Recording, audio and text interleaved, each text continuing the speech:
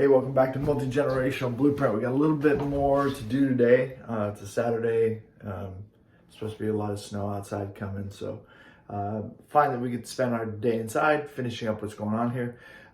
This wall we found was actually installed, and the studs were put right on top of the drywall. Something you should never do. If you're going to put in a wall for support, a wall for cleanup, but really this is just something that just the owner previous wanted some closet space in the bathroom, which is right through this door.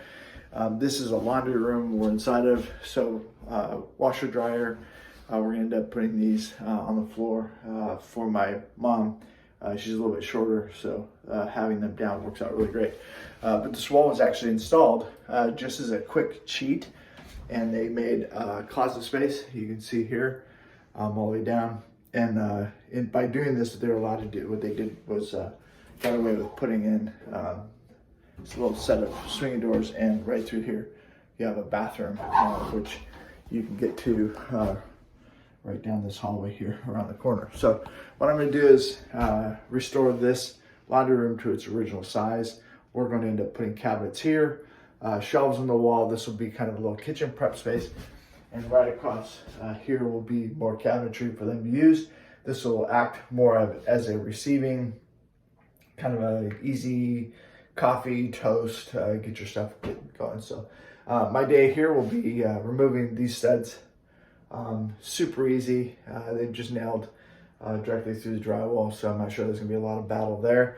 I'm gonna clean up some of that across the hallway and get ready for electric and plumbing, and then drywall, and then we should be able to move ahead with cabinetry.